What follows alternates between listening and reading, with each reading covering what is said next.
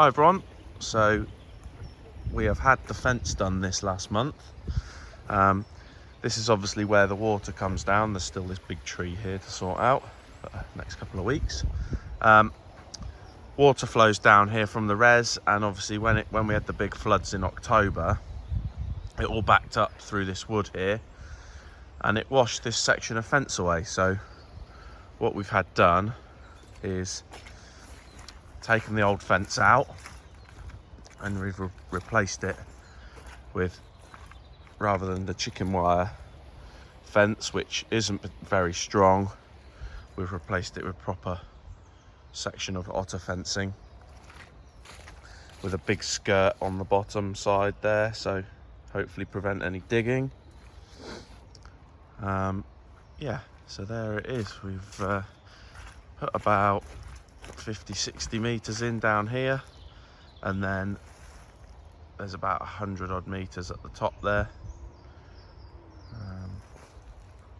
Really nice job. And then I think as the years go on, what we plan to do is sort of join that up there and gradually, bit by bit, replace all the fence this sort of way, because if the water flows through this, the gaps are much bigger, so leaves and debris will pass through here easily, rather than the chicken wire all getting all matted up.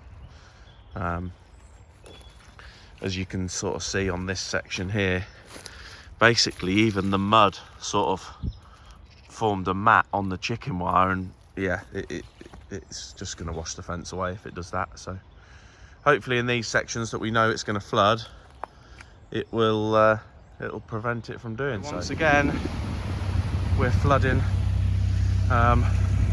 The water's coming through round into the wong there.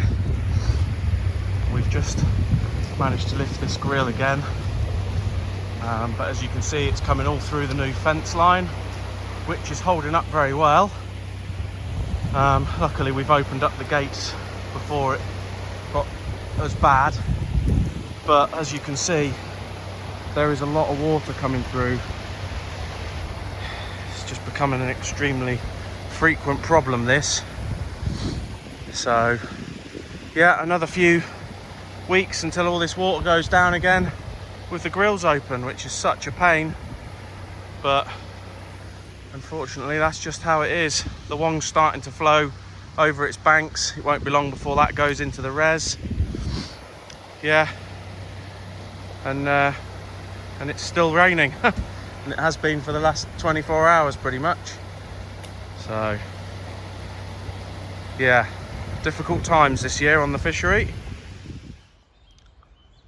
This section of the res here is all flooding as well.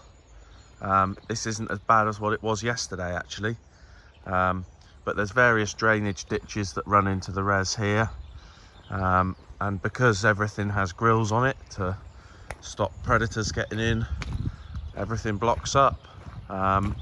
So yeah, this is actually looking a lot better than it was yesterday, but you see more sections of fence where the water's trying to flow through, you know, so we're going to have problems with it washing bits of track and that sort of thing away. Yeah, it's all flooding through here. Like I say, this whole track was covered yesterday, so it is improving, but it's just becoming such a regular problem. If you look back on that, you know, there's water, and there's like this in several areas around the res now, so, and the wong for that matter. The wong's flowing into the res, so there's a few issues caused, but it's not ideal when you have all these drainage ditches and they come from a long way up the wolds. I don't know whether you can see there's a monkjack just down there, and then there's a road here out in that field over there. There it is. So yeah, just walking along to this ditch now, which this is quite a big ditch, and then you can see it goes under a little stone bridge. So it's backed right up to the track side here, and then it struggles to come through the grill, you know. So if you look at that there, it's flowing, but it can't take any more water, you know. It's quite an old infrastructure, so that's why we end up having a few of these floods on the various other parts of the res. So unfortunately, that's been the story of this month, really. It's just been trying to control the flow of water. It's great news we've got the fences back up, but obviously with such a huge flow of water again, we've got the grills lifted, so we're still at massive risk from predation.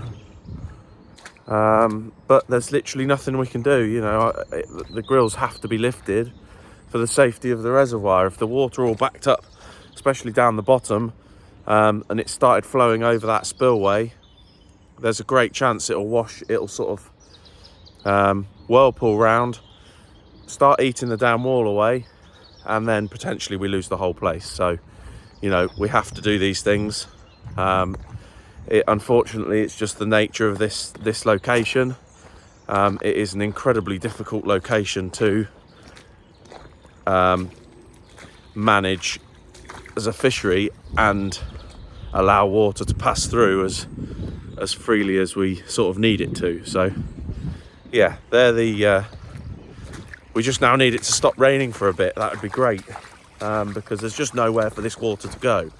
All the fields, all the dikes, I'm sure you know, everyone in the country is having the same problem.